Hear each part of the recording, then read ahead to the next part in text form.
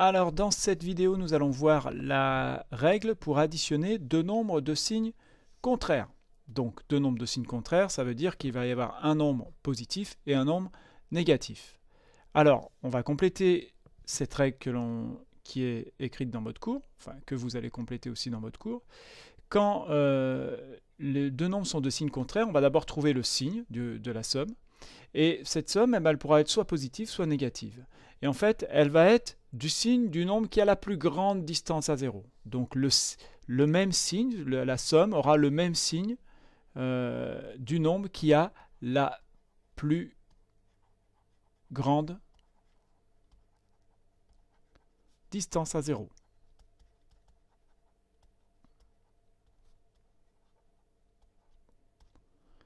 Et ensuite, quand on aura trouvé ce signe, on va trouver la valeur qu'il y a derrière le signe, donc la distance à 0. Et cette valeur, en fait, ce sera la différence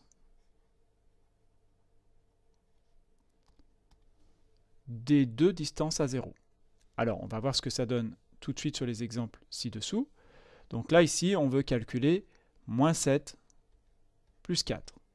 Alors, moins 7 plus 4, en fait, ça veut dire moins 7, nombre négatif, auquel j'additionne le nombre 4.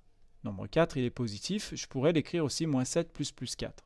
L'écriture qui est au-dessus, là, l'écriture ici, c'est ce qu'on appelle l'écriture simplifiée. On essaye d'enlever le maximum les parenthèses. Mais au début, pour bien comprendre, ça peut être bien de remettre les parenthèses. Donc, je fais bien une addition. Les deux nombres n'ont pas le même signe. Il y en a un qui est négatif et l'autre qui est positif. On regarde celui qui a la plus grande distance à 0, celui qui a la plus grande valeur derrière. Ici, c'est le 7. Donc, c'est lui qui va donner le signe.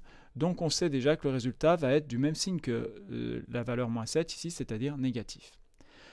Ensuite, quand on va vouloir trouver la valeur derrière, la distance à 0, ce qu'il ne va surtout pas falloir faire, c'est faire 7 plus 4, et dire ça fait 11.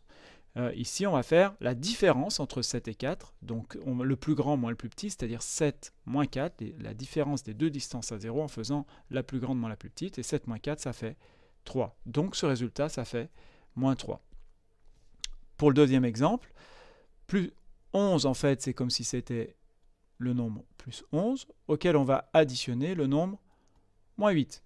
On a donc bien, à nouveau, une addition de deux nombres, de signes contraires, un négatif et l'autre positif.